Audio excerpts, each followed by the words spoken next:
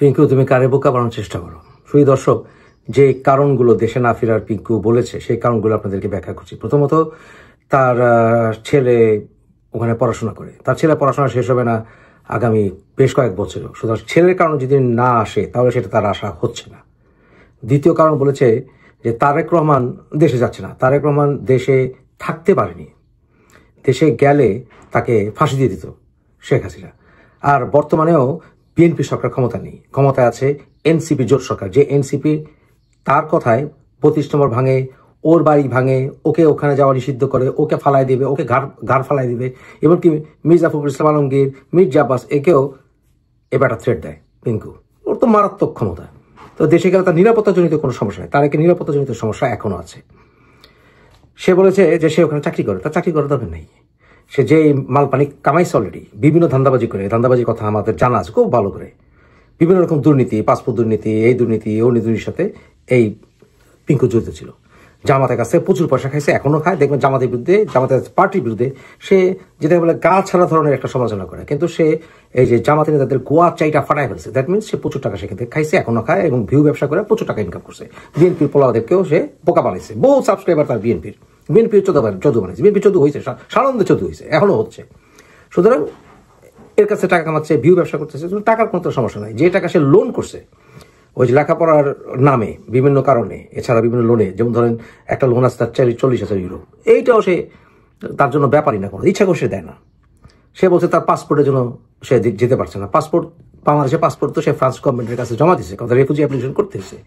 বাংলাদেশ সরকার তার উপরে তার কোনো আস্থা ছিল না, এই জন্য সে রেফিউজি পাসপোর্টের জন্য বা রেফিউজি অ্যাসাইলামের জন্য সে অ্যাপ্লিকেশন করেছিল। কারণ বাংলাদেশের সরকারের উপরে আস্থা না থাকলে অ্যাসাইলাম করে মানুষ, তাকে বাংলাদেশের পাসপোর্ট জমা দিতে হয়েছিল। তাহলে এখনো কি বাংলাদেশ সরকারের উপর তার আস্থা নাই? তাকে তো বলতে হবে যে আমার বাংলাদেশের সরকারের উপর আস্থা নাই। তাহলে স্ট্রেট ফরওয়ার্ড ইউনুসের চামচামি কেন করে? এনসিপি জোটের উপর তার এত শক্তি, সুতরাং সে যদি বলে যে বর্তমান সরকারের উপরে আস্থা নাই, তাহলে তার অ্যাসাইলাম থাকে, তার রেফিউজি স্ট্যাটাস থাকে না, তার রেফিউজি স্ট্যাটাস থাকে না। সে এখনো সিটিজেন হয় নাই, ওইখানে ওই দেশের নাগরিকত্ব পায় নাই। সে ট্রাভেল ডকুমেন্ট আছে, সেই ট্রাভেল ডকুমেন্ট গত বছর এক্সপায়ার করে গেছে লাস্টের দিকে। তাই সে যদি বলে যে বাংলাদেশের এই সরকার আমার সরকার, কারণ সে হাসিনা সরকার ফালা দিছে তো তার কথায়, তাহলে হাসিনা সরকার তার এনসিপি জোট, তার আদরের এনসিপি জোট ফালা দিছে। সে চায় ইউনুস সরকার থাকুক, রাইট? সে চায় তো ইউনুস সরকার থাকুক।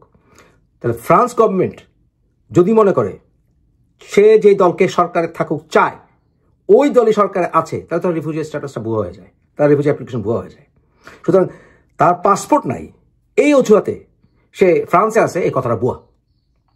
তারপরেও তার যদি পাসপোর্ট না থাকে, বাংলাদেশে যাইতে হয়, এমবেসিতে গেলে তাকে পাসপোর্ট দিচ্ছে না, সে একটা ট্রাভেল ডকুমেন্ট দিয়ে সে বাংলাদেশে যেতে পারবে, কেউ তাকে বাধা দেবে না। এবং সে যদি ফ্রান্স গভর্নমেন্টের কাছে বলে যে আমি আর তোমার দেশে থাকবো না, আমার পাসপোর্ট ফেরত দাও, দিয়ে দিবে। একটা কপি দিল, যদি ফ্রান্স গভর্নমেন্ট হারায়ও থাকে তার পাসপোর্ট, একটা কপি দিলে পাসপোর্ট দিয়ে দিবে। তাকে তো আর কেউ শত্রু হিসেবে দেখতেছে না বর্তমান সরকারে, এই অজুহাতটা দিলে ভুয়া। তার নিজের পড়ালেখা, তুমি ফ্রান্সের ডিগ্রি দিয়ে বাংলাদেশে কোনো আলু হবে না। ইংলিশ স্পিকিং দেশগুলো ছাড়া ফ্রান্সের ডিগ্রি দিয়ে কোনো বাংলাদেশে আলু হয় না। আর তুমি বলছো তোমার বাংলাদেশে তোমার রিটায়ারমেন্ট এজ চলে আসতেছে, রাইট? তাহলে বাংলাদেশে তো রিটায়ারমেন্ট এজ আছে, তুমি কি সরকারি চাকরি করবা? তুমি তো বাংলাদেশে সরকারি চাকরি করবো না, তুমি বাংলাদেশে করবা প্রাইভেট সেক্টরের চাকরি। বাংলাদেশের প্রাইভেট সেক্টরের চাকরি 60 বছর 65 বছর পর থেকে শুরু হয়। তুমি বাংলাদেশে যদি চাকরিও করো পিঙ্কু, তুমি বাংলাদেশে প্রাইভেট সেক্টরে চাকরি করবা, তো প্রাইভেট সেক্টরে 60 বছর তো কোনো ইস্যু না। বিদেশি ডিগ্রি থাকলে, বিদেশি কিছু থাকলে কোনো ইস্যুই না। সুতরাং তুমি তো সরকারি চাকরি করবে না। বর্তমানে ডক্টর ইউনুসের বয়স 87 বছর, 86-87 বছর। ওনার মন্ত্রণালয় এখনো অনেক ভিড়ে আছে তোমার সাথে বড়, 80 বছর তোমার সাথে বড়। কারণ কি? সেইখানে এই কোনো ফ্যাক্টর থাকে না, যখন তোমাকে বিভিন্ন রকম অ্যাপনমিনি দিতে হয়। তুমি বাংলাদেশে গেলে তুমি তো মন্ত্রী হিসেবে, তোমার সরকার তো ক্ষমতায়, শুধু তুমি দেখতেছো না এইজের কারণে, বয়সের কারণে, মানে রিটায়ারমেন্টের এইজের কারণে। বুয়া কথা, একদম বুয়া কথা। তারপর তুমি বলছো যে তোমার এখানে বউ পড়াশোনা করে, তো বউ পড়াশোনা করে তোমার কিছু না, তুমি তো রাইতে থাকো আরেকজনের বাসায়। তোমার বউয়ের জন্য না, সন্তান লেখাপড়ার জন্য তোমার ওখানে থাকার প্রয়োজন নাই, কারণ তোমার বউ গভর্নমেন্টের লোন লইয়া পড়াশোনা করে, তোমার পোলা মাগনা পড়ে ওই দেশে, তোমার লেখাপড়া করাইতে হয়, তোমার পোলা তুমি কামাই করে লেখাপড়া করো, এটা ভুয়া কথা। সুতরাং এই সমস্ত যুক্তি ভুয়া। বাস্তবতা হইতেছে বাংলাদেশে গেলে তুমি বিদেশে বসে বসে যে আরামে ফোনগুলি করতে পারো, জামাত লিডারগুলোকে কথাগুলি কইতে পারো, এইগুলি মনিটর হবে বিভিন্নভাবে। ডিজিএফআই মনিটর করবো, তোমার বাংলাদেশের বিভিন্ন সাংবাদিকরা গোপনে তোমার মনিটর করবো। এইগুলি, এই ধরাগুলি তুমি খাইতে চাও না, তোমার ফোন ট্র্যাক হইতে পারে সহজে, এর জন্য তুমি বাংলাদেশ যেতেছো না।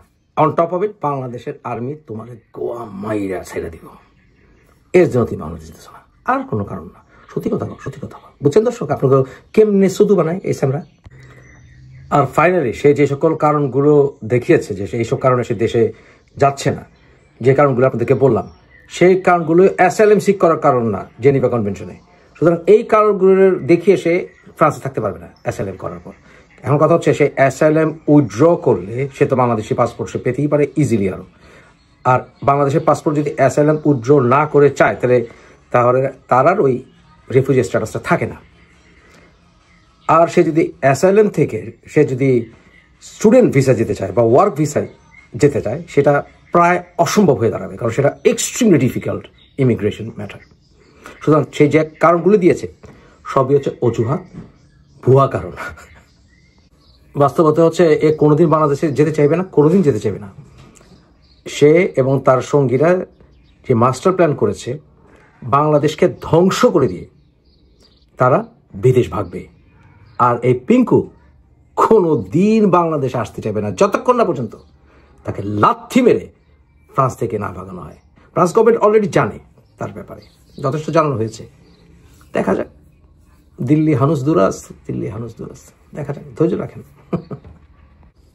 আরেকটা বিষয়, সেই যে আকামগুলো করে গেছে না, যে শিশুগুলি মেরে গেছে না বাংলাদেশ থেকে, ওই যে ওষুধের ব্যবসা মনে আছে না, এর জন্য পিঙ্কুর ফাঁসি হয়। আর এইটার কারণে অ্যাসাইলাম সিক করা যায় না, বুঝতে পারছেন না? এই কারণটা সে বলতে পারতেছে না ফ্রান্স গভর্নমেন্টের, যে আমি শিশু মেরে এসেছি আমার অ্যাসাইলাম দাও, এটা অ্যাসাইলাম সিক করার গ্রাউন্ড না।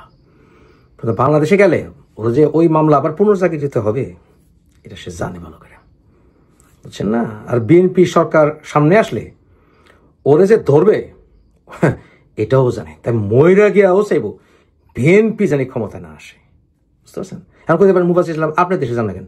ভাই, আমি নির্বাচনের সময় আসলে দেশে চলে যাব, আপনাদেরকে বললাম, ভিডিও রেকর্ড করে রাখেন। আর নির্বাচনের আশেপাশের সময় থেকে শুরু করে আমার প্রিয় দল বিএনপি সরকার গেলে তো দেশে আসবই 100%। আমি ওর মতো এনসিপি সরকার বসাই দিয়া বিদেশে থাকবো না।